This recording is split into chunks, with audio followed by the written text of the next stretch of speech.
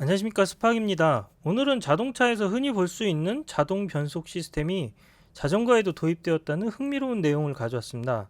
지금 보시는 영상은 시마노의 DI2 전동 구동계와 EP 전동 모터를 사용한 자동 변속 시스템인데요. 이 영상은 약 1년 전에 게시되었죠. 그런데 국내에서는 아무도 이 내용을 다루지 않았기 때문에 이번 기회에 한번 자세히 알아볼까 합니다. 영상을 시작하기 앞서 저는 자동 변속 시스템과 관련하여 어떤 광고와 협찬도 받지 않았음을 밝힙니다. 현재 시장에는 시마노 구동계와 호환되는 제품만 상용화되어 있어요. 그래서 이게 오해를 불러일으킬 소지가 있기 때문에 이 점 명확히 하고 시작하겠습니다. 그리고 제가 스램 본사에 시마노는 이런 거 하는데 니들은 뭐하니? 하고 질문도 넣어봤거든요. 이와 관련된 답변도 영상 말미에서 잠깐 드리도록 하겠습니다. 자동 변속 시스템을 만들려면 뭐가 필요할까요?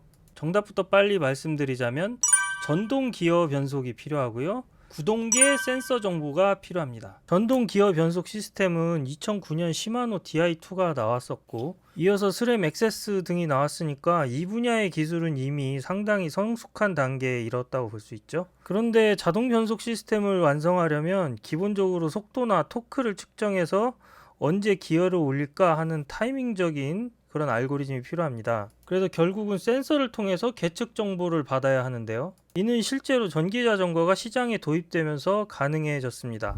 요새 전동 모터들 보면 핸드폰 앱하고 연동되잖아요.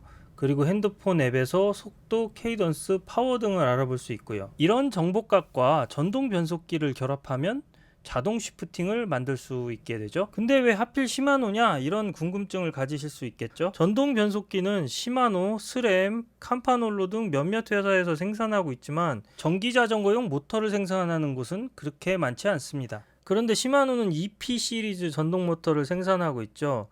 EP 전동 모터와 DI2 전동 변속기 그리고 XT 구동계를 결합함으로써 결국 시마노에서 자동 변속 시스템을 구현할 수 있게 되었습니다. 물론 변속 알고리즘을 단순히 토크와 속도만으로 설계하는 것은 어렵습니다. 케이던스도 중요하고요. 자전거의 경사나 가속도를 측정하기 위해 자이로 센서가 필요하기도 합니다. 라이더의 선호에 맞는 맞춤 설정을 할 수 있는 그런 앱도 필요하고요. 즉 자동 변속을 만든다는 것은 전체 구동계와 센서 데이터 그리고 알고리즘이 복합적으로 활용되게 됩니다. 시마노는 이런 자전거 부품 전반을 아우르는 산업 기반을 갖고 있기 때문에 자동 변속 시스템을 만들기에 가장 유리한 고지를 선점했겠죠. 그래서 현재 시마노에서 밀고 있는 오토 쉬프트 기능을 탑재한 제품군을 보면 인터5라고 하는 일반 CT용 내장 기어 허브 제품군이 있고요. EP6 일반 산악 자전거 그룹이 있고요. EP8 고급 산악 전기 자전거 그룹에 전반적으로 적용되고 있습니다. 오토 시프팅 기술과 함께 소개된 프리 시프팅이라는 기술도 주목할 만한데요. 주행 중 중립 자세를 유지한 상태에서 체인링이 자동으로 회전해서 업 혹은 다운 시프트를 도와주는 기술입니다. 전통적인 기어 변속에서는 기어 변속하면서 페달을 회전시켜줘야 되는데 프리시프팅은 페달 회전 없이 중립 자세 그 상태에서 기어 변속이 가능해요. 최근 EMBN 채널에서 자동 변속 시스템을 테스트하는 영상이 있었는데 이 시스템의 장단점이 더 눈에 확 띄게 들어오더라고요. 자세한 내용은 더보기란에 링크를 남겨드릴 테니 관심 있으신 분들은 한번 찾아가서 보시길 바랍니다. 영상 중에 나온 자동 변속의 장단점을 간단히 훑고 지나가자면 장점으로는 사용하기 쉽다, 주행에 집중이 가능하다, 최적화된 성능을 보장한다, 부품 마모를 감소시켜준다 등이 있었고요. 단점으로는 비용이 비싸다, 무게가 증가한다, 배터리 의존이 높아진다, 복잡성 및 유지 보수성이 높아진다 등이 있었습니다. 이런 여러 가지 포인트 중에 제 눈에 띄는 점 몇 개가 있는데요. 첫 번째 장점 중 하나로 초보 라이더가 언제 기어를 변속해야 하는지 자동 변속 시스템을 통해 배울 수 있다는 점이 있었습니다.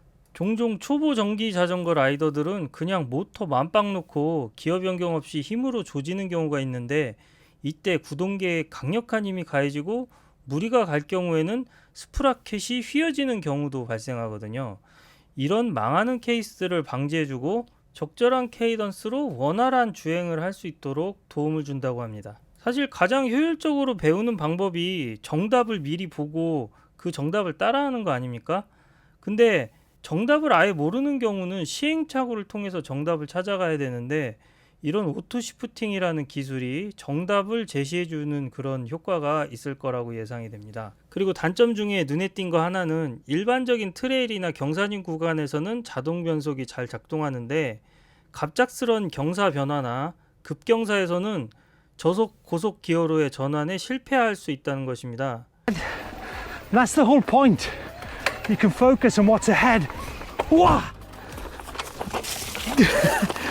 이 이유는 토크가 걸리면서 센서가 이를 인식해야지 기어가 저단 혹은 고단으로 변경될 텐데, 토크가 걸리기도 전에 고바위를 미리 만나버리면 이런 에러가 발생하는 것 같습니다. 물론 영상에서 보시는 스티브 아저씨는 그냥 저런 게 보이면 기어 다운 살짝 해주고 가시면 된다, 이렇게 말씀해 주시고 있죠. 이게 토크 값을 이용하는 센서이기 때문에 아직 이런 거는 해결하기가 어려운 것으로 보여요. 그런데 뭐 기술이 진보하면서 하나둘 해결해 나갈 수 있을 것으로 보입니다. 작년쯤에 자동 변속 소개 영상을 보고 개인적으로는 상당히 놀랐습니다. 현대 자동차들이 대부분 자동 변속을 채택하고 있잖아요. 그래서 만약에 이 기술이 소개된다고 치면 앞으로 전기 자전거 대부분에 도입이 될 것 같았거든요. 근데 예상 외로 기술이 그렇게 빨리 퍼지지도 않고 현재 시장은 시마노가 독점하고 있어서 좀 이상한 기분이 들었어요. 며칠 전에 스램 본사에 이메일을 보내서 이런 게 있는데 니들은 뭐 하고 있냐 이렇게 물어봤어요. 아니나 다를까 스램도 이쪽에 대해서 준비를 하고 있더라고요. 걔네 말로는 이글 파워 트레인이라는 기술이 나오는데 시마노 기술과 상당히 흡사해 보였습니다. 프리 시프팅과 비슷한 코스트 시프팅이라는 기술도 있었고요. 자동 변속 역시 당연히 되는 거고요. 현재 스램은 이바이크용 모터를 생산하고 있지 않잖아요. 그래서 모터 업체들하고 좀 협업을 하려고 하는 것처럼 보이는데 약간 진행은 아직 좀 더딘 것 같아요. 근데 제가 보기엔 시마노만이 계속 자동 변속 제품을 출시하고 있는 것으로 보면 상당한 비즈니스 장벽이 존재하는 것 같기는 합니다. 뭐 스램에서 자사 전동 변속기 통신 프로토콜을 오픈한다든지, 뭐 보시에서 자기네들 센서 값 통신 데이터를 오픈한다든지, 아니면 뭐 어떤 스탠다드한 기관에서 그런 거를 통신 프로토콜 표준을 만들어 버리면 데이터 수집은 이미 개런티된 상태니까 알고리즘만 잘 설계하면 자동 변속 쉽게 만들 수 있다 이거죠. 그럼 아마 서드파티에서 자동 변속 춘추 전국 시대가 열릴 수 있을 테지만, 뭐 각 제조사마다 자기 자체 제품군 판매 촉진하기 위해서 뭐 이렇게 좀 다 막아놓지 않았나, 그런 생각이 살짝 듭니다. 흔히 말하는 어른의 사정이라는 거겠죠. 그럼에도 불구하고 닭의 목을 쳐도 아침은 오듯이 자동 변속에 대한 사용자 요구는 분명히 계속될 것 같아요. 보시는 영상에서처럼 자동 변속이 없을 경우에는 고바위를 저단 기어로 올라갔단 말이에요. 그 다음에 다운힐 하고 가속이 좀 어려운 부분이 있습니다. 그런데 자동 변속이 있으면 이렇게 저단으로 언덕을 올라갔다가 내려올 때 다시 고단으로 바꿔줘요. 그럼 다시 평지 만나면 고속으로 그대로 진행할 수 있는 거죠. 이렇게 둘이 간다고 쳤을 때 이 파란색 자동 변속 있는 사람은 이렇게 쭉 내려와서 평지 만나면 그냥 슝 갈 수 있다 이겁니다. 앞서 말씀드린 EMBN 스티브 아저씨도 자기 이거 한번 타보니까 다시는 매뉴얼로 못하겠는데 이렇게 말씀하시더라고요. 자, 오늘은 자전거 자동 변속 시스템에 대해 알아봤습니다. 여러분들은 이 기술에 대해 어떻게 생각하시나요? 댓글로 여러분들의 의견을 공유해 주세요. 제 스파게 자전거 채널은 국내에서 잘 다루지 않는 기술이나 정보를 다루고 있습니다. 이에 관심 있으신 분들은 제 채널을 구독해 주시면 도움이 될 것으로 생각됩니다. 자, 오늘은 여기까지입니다. 시청해 주셔서 감사하고요. 다음에 좀 더 재밌는 내용으로 찾아올게요.